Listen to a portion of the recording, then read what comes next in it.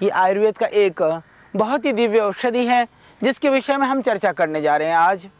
हालांकि जो वासा की कई सारी प्रजातियां होती हैं, 4 प्रजातियां इसकी होती हैं, तो उन 4 प्रजातियों में से सफ़ेद, काला और पीला, ये 3 प्रजातियां बहुत तायत में आयुर्वेद में प्रयुक्त की जाती हैं। और ये जो पीला वासा है यह लगभग जंगलों में काफ़ी पाया जाता है और अब इसकी खेती भी की जा रही है, जिसको कट सरैया भी बोलते हैं। ये पीला कट सरैया, जिसका नाम है बार्लेरिया प्रियोनाइटिस। बार्लेरिया प्रियोनाइटिस का जो ये प्लांट है, यह आयुर्वेद के अंदर विशेष करके जो लंग्स की परेशानियां हैं, जो कफ के जो रोग हैं, उसके लिए बहुत महत्वपूर्ण माना गया है बहुत सारे रोगों में। और संस्कृत शास्त्र में तो इसकी इतनी प्रशंसा की गई है कि वासायम विद्यमानायाम आसायम जीवितस्य च रक्तपित्त क्षय काशी किमर्थम अवसीदति, कि यदि वासा इस दुनिया में है और जीने की आशा यदि उस व्यक्ति की, रोगी के मन में है, तो रक्तजन्य जो बीमारियां हैं, पित्तजन्य व्याधियां हैं, क्षय है, राजयक्ष्मा, ट्यूबरक्लोसिस, टीबी की जो बीमारी है, वो रोगी कभी भी दुनिया के अंदर वो बीमारी नहीं बच सकती। रोगी बच जाएगा पर रोग नहीं बचेगा। यह एक बहुत ही अच्छा प्रयोग है कफ रोगों के लिए। इतनी भी भयानक खांसी हो, इसको यदि आप सिर्फ इस पीले बासे को चाय की तरह से भी यदि आप पी लेते हैं, चाय की तरह से भी आप काढ़ा बना करके ले लेते हैं, तो आपको पूरा लाभ हो जाएगा। 5-7 पत्तियों को कूट करके इसको आप उबाल करके यदि आप काढ़ा बना करके पीते हैं सुबह शाम, तो कितनी भी भयानक खांसी हो, किसी भी तरह की खांसी की परेशानी हो, इससे आपको तुरंत राहत मिलेगा। सूखी खांसी हो चाहे बलगम वाली खांसी हो, तो खांसी के रोगों में ये अत्यंत रामबाण है। 5-7 पत्तियों को उबालिए, इसको कूटिए। इसकी जो पत्तियां हैं आप देख रहे हैं, इसमें फूल भी खिल रहे हैं अभी, और इसके अंदर ये फूल नहीं है, तो पत्तियों में थोड़ा सा फ़र्क होता है। ये कहीं इसको ज़्यादा खाद पानी मिल गया तो हरा भरा हो गया, और ये थोड़ा सा कम मिला गमले में तो ये इसको थोड़ा सा पीला हो गया। और दूसरा इसका जो प्रयोग है, मान लीजिए बच्चे को खांसी है, ठीक ही नहीं हो रही खांसी, उस स्थिति में आप इसका रस निकाल लीजिए। रस निकाल करके 2-3 चम्मच रस में 2-3 चम्मच शहद मिला करके पिला दें। इसको पिला लेने से तुरंत खांसी में आपको लाभ मिलेगा। और यदि ताज़ा पीला वासा आपके यहाँ आपको ना मिले, तो उसके लिए उपाय है कि आप इसको टुकड़े कर करके, काट करके, सुखा करके, मोटा मोटा दरदरा या इमाम जस्ते में कूट करके आप इसको रख सकते हैं।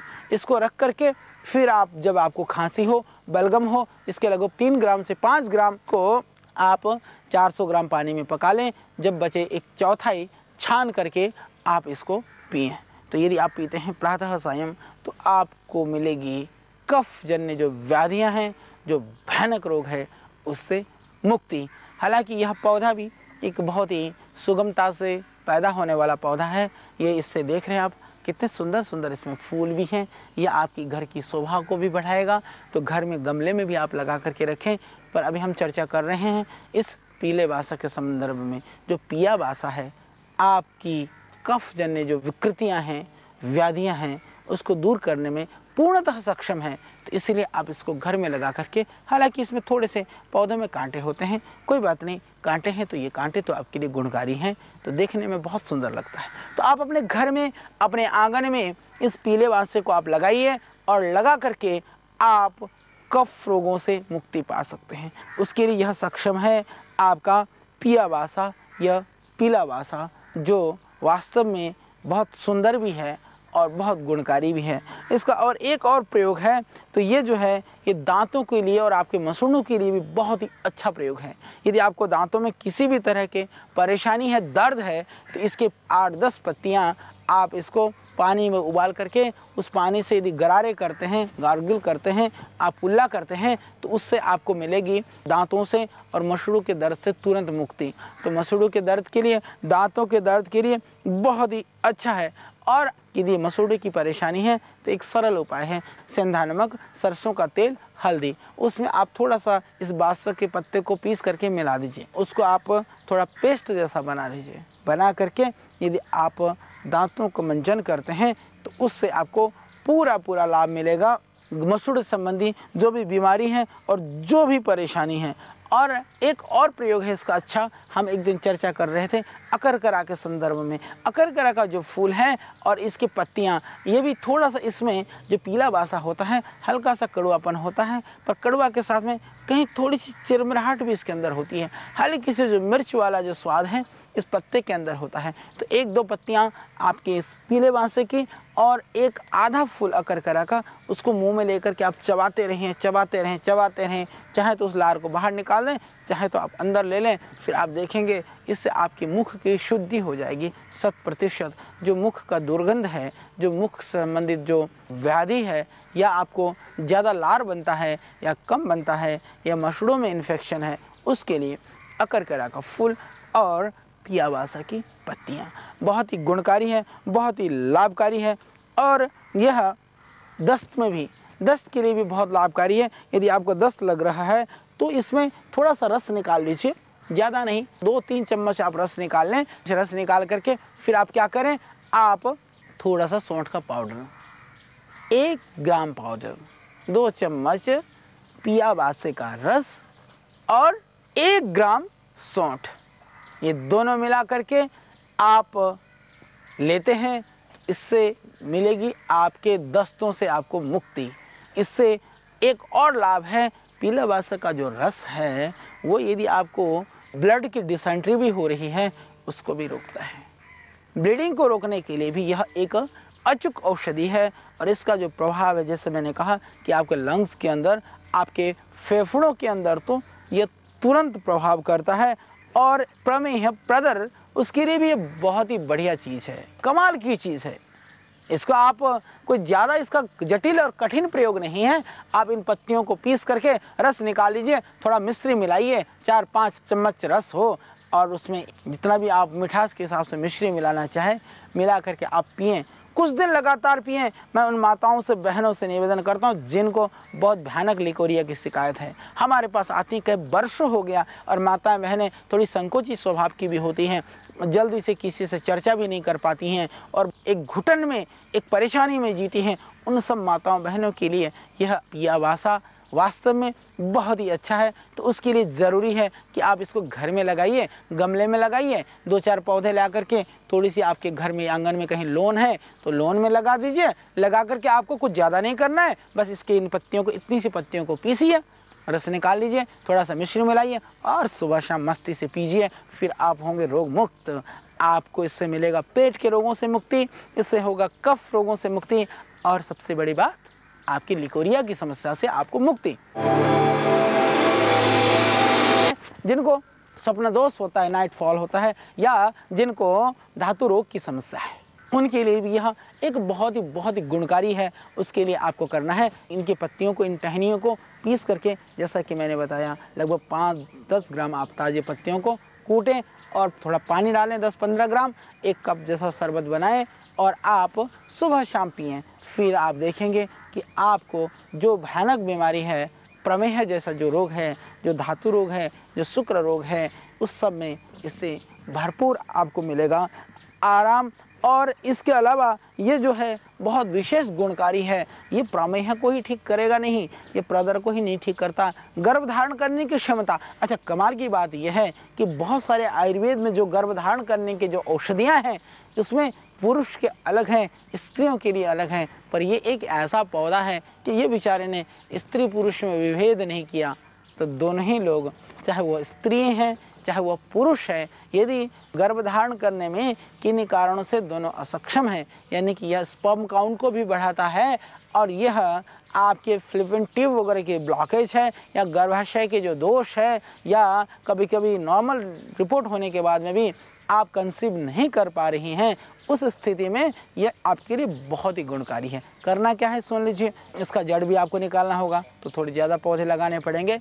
तो पीला बांसे का जड़, इसकी पत्तियां और इसके फूल, आप देख रहे हैं कितने सुंदर सुंदर फूल हैं। इन सबको, यानी कि संपूर्ण इसके जो जड़ से लेकर के पौधा तक है, इसको हम पंचांग बोलते हैं। इसको कूट करके एक व्यक्ति के लिए कम से कम मात्रा आप लेंगे 10 ग्राम।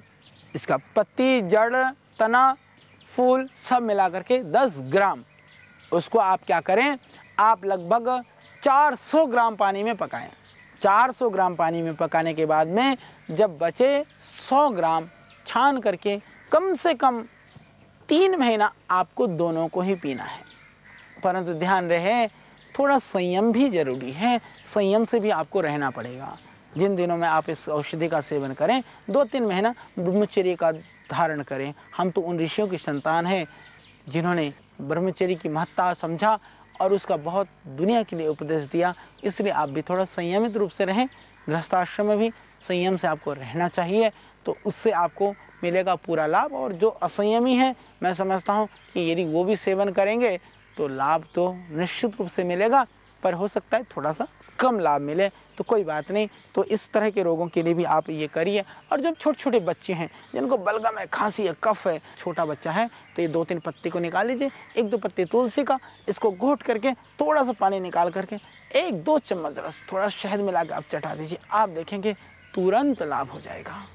और यदि उसको आप 2-4 बार 2-3 दिन पिला दें तो कहना ही क्या, कितना भी भयानक कफ की बीमारी है, कफ का रोग है, वो बच्चों की जो खांसी है वह बिल्कुल ख़त्म हो जाएगी। दूसरा, इन पत्तियों को तोड़ करके पीस करके अच्छी तरह से उसमें थोड़ी काली मिर्च मिला करके, और यदि आप छोटे छोटे दाना बना करके गोली बना करके रखते हैं, तो आप बड़े हों तो उस गोली को आप चूस भी सकते हैं, और छोटे बच्चे हों तो इसको घिस करके भी थोड़ा सा शहद मिलाकर चटा देने से खांसी ठीक हो जाएगी हमेशा के लिए। और यदि आप चमत्कार भी दिखाना चाहते हैं, ये निरापद प्रयोग है। आपके घर और अड़ोस पड़ोस में किसी को खांसी है तो ले जाइए, पिला दीजिए, उसको कहिए ये काढ़ा बना करके उसमें मिला दीजिए। आप थोड़े तुलसी, लौंग, इलायची या सुगंधित स्वादिष्ट पेय बना करके आप पिला दीजिए।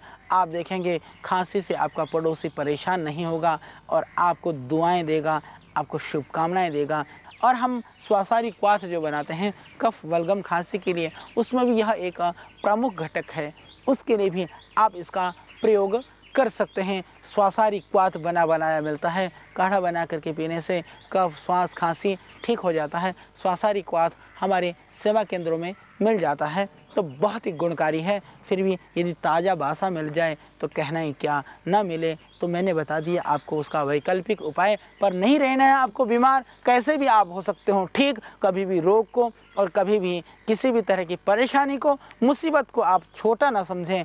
इसका आप सद्य निदान करें, निदान करके तुरंत चिकित्सा करें, ये बहुत ज़रूरी है। तो ये बहुत ही अच्छा मैंने प्रयोग आपको बताया। इसके अतिरिक्त यह सूजन में भी गुणकारी है। आपकी आंतों में सूजन है, लीवर में सूजन है, या बॉडी में कहीं भी सूजन है, आप इसमें वासा के अंदर थोड़ा सौंठ मिला लें। वासा का पंचांग, मैंने कहा कि इसकी जड़ सहित जो पूरा हुआ है, यदि आप पौधे को सुरक्षित रखना चाहते हैं, आपके पास थोड़े पौधे हैं, तो पंचांग की जगह इसकी ये तना जो है, इसका तना और इसकी पत्तियों को भी कूट करके, यदि फूल आ रहे हैं, सीजन में है, तो इसकी इन फूलों को भी, अन्यथा बिना फूल इसका पाउडर करके इसमें थोड़ा आप मिला दें सौंठ, वासा, और इसमें थोड़ा सा आप डाल सकते हैं अश्वगंधा। अश्वगंधा, सौंठ और वासा, तीनों चीज़ों का काढ़ा बना करके आप पिला देते हैं, तो इससे उतर जाएगी सूजन, इससे दूर होएगा आपकी कमजोरी, और इससे मिलेगी ताकत, और इससे होगा आपका डाइजेशन सिस्टम ठीक। तो ये बहुत ही गुणकारी पौधा है। और जिनको एसिडिक प्रॉब्लम है, बहुत ज़्यादा एसिडिटी है, तब भी इसका रस निकाल करके 2 चम्मच रस में मिला दीजिए 1 कप पानी, 2 चम्मच इसका वासा का रस और 1 कप पानी, दोनों को मिला करके थोड़ा मिला दीजिए मीठा। आप डायबिटिक नहीं हैं तो आप मीठा मिला सकते हैं, डायबिटिक हैं तो मीठा मत मिलाना, आप पी जाइए। भयानक एसिडिटी की प्रॉब्लम और भयानक आर्टिकेरिया, भयानक आंतों का इन्फेक्शन, वह भी ठीक हो जाएगा इस वासा के द्वारा। बहुत ही बढ़िया है आपकी शुक्र की बीमारी के लिए, आपकी संतति के लिए, आपकी लीवर के लिए और आपकी कफ के लिए है ना गुणकारी यह पौधा। आइए अपने घर में इसको आप लगाइए, ये बहुत ज़रूरी है। और लगा करके आप स्वस्थ कर सकते हैं अपने पड़ोसी को भी, अपने आप तो स्वस्थ रहेंगे ही रहेंगे। तो हमारा जो सिद्धांत है सर्वे भवन्तु सुखिना, उसको हमें सार्थक कर करके दिखाना है। सर्वे सन्तु निरामया, कोई भी जो है रोग से पीड़ित ना हो, रोग से रहित हों, यही हमारा संकल्प है, उसी के लिए हमारा मिशन है।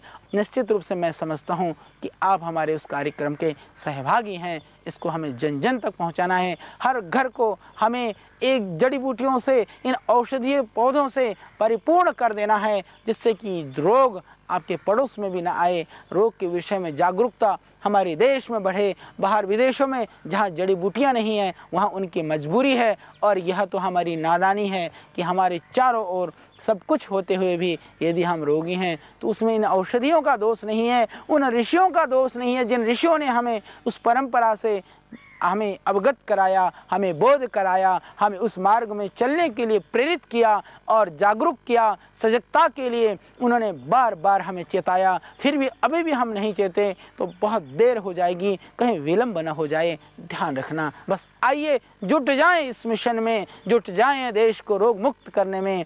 आप स्वयं इन छोटी छोटी चीज़ों को जान करके भयानक रोगों से आप मुक्त हो सकते हैं। कल फिर हम आपके साथ हाजिर होंगे एक और औषधीय पौधे को लेकर।